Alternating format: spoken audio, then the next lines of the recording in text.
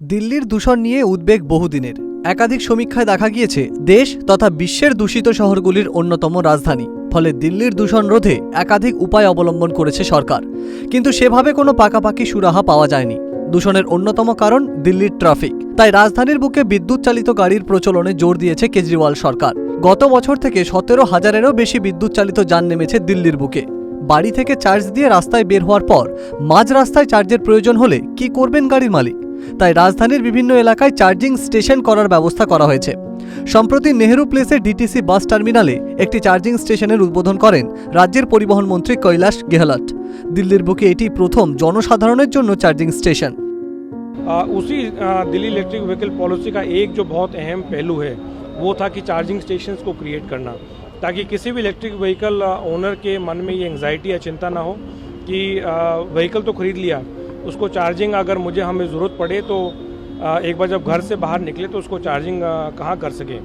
तो अलग अलग जगह हमने पूरी दिल्ली में अलग अलग डिपार्टमेंट्स की जो प्रॉपर्टीज़ हैं उनका हमने जॉइंट सर्वे किया है, और इसी प्रकार से हम पूरी दिल्ली में एक बहुत बढ़िया इंफ्रास्ट्रक्चर इलेक्ट्रिक चार्जिंग स्टेशंस का और नेटवर्क उसको हम सेटअप करेंगे।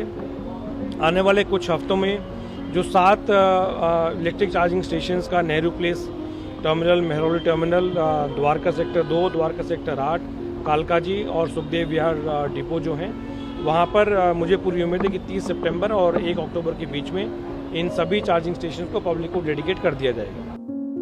আম জনতাকে বিদ্যুৎ চালিত যানের প্রয়োগ বাড়াতে প্রথম পর্বের পর আরও বড় উদ্যোগ নিতে চলেছে পরিবহন দপ্তর। এরপর আবাসনগুলিতেও যাতে চার্জিং পয়েন্ট রাখা হয় তা বাধ্যতামূলক করার উদ্যোগী দিল্লি সরকার। ইতিমধ্যেই 7টি জায়গা চিহ্নিত করা হয়েছে। जैसे ही फर्स्ट फेज खत्म होगा, सेकेंड फेज में जो प्रॉपर्टीज़ हैं उनको भी हमने आइडेंटिफाई कर लिया है।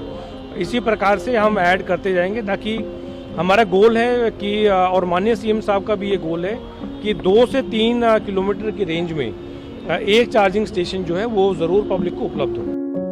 আপাতত যে চার্জিং স্টেশনগুলি হচ্ছে সেখানে 2 চাকা, 3 চাকা ও 4 চাকার যান চার্জের ব্যবস্থা করা হয়েছে। फिलहाल हर एक चार्जिंग स्टेशन पे 3 जो पॉइंट्स हैं वो 2 व्हीलर और 3 व्हीलर के लिए हैं, और 3 पॉइंट जो हैं वो 4 व्हीलर्स के लिए। ताकि इसका मतलब हर एक चार्जिंग स्टेशन, सपोज यहाँ हम खड़े हैं नेहरू प्लेस टर्मिनल पे, तो यहाँ जो चार्जिंग स्टेशन लगभग 1000 स्क्वायर मीटर के एरिया में जो बन रहा है उसमें 6 चार्जिंग पॉइंट्स होंगे। লক্ষ্য একটি, দূষণ নিয়ন্ত্রণ। কারণ খনিজ তেলের বহুল পরিমাণে গাড়ির ব্যবহারে পরিবেশে তার প্রভাব পড়ছেই, পাশাপাশি তেলের চড়া দরে পকেটেও বাড়তি বোঝা চাপছে। पिछले महीने जो व्हीकल्स की, इलेक्ट्रिक व्हीकल्स की जो सेल है वो सीएनजी के व्हीकल्स की सेल से बढ़ के आई है। तो मुझे पूरा यकीन है कि जो दिल्ली इलेक्ट्रिक व्हीकल पॉलिसी जो हमने लॉन्च की थी माननीय सीएम अरविंद केजरीवाल जी के नेतृत्व में, उसका बहुत अच्छा रिस्पॉन्स हमें मिल रहा है, और इसी प्रकार से हम आगे बढ़ते रहेंगे। বিদ্যুৎ চালিত এই চার্জিং স্টেশনগুলি বর্ষায় কিভাবে সুরক্ষা করা হবে সেই প্রশ্নটিও উঠেছে।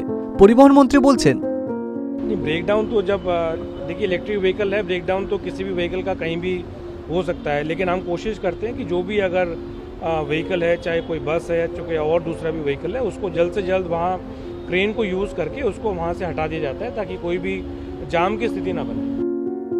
সরকারের লক্ষ্য আগামী দিনে দিল্লিতে প্রতি 2 কিংবা 3 কিলোমিটারের মধ্যে একটি করে ই-ভেহিকেল চার্জিং স্টেশন গড়া। নেহেরু প্লেস টার্মিনাল ছাড়াও আপাতত দিল্লির Dwarka sector 8, Dwarka sector 2 depot, Mehrauli terminal, Okhla CW 2, Sukhdev Vihar depot ও কলকাজি ডিপোতে 6টি করে চার্জিং পয়েন্ট করা হচ্ছে। Bureau report, Calcutta television network.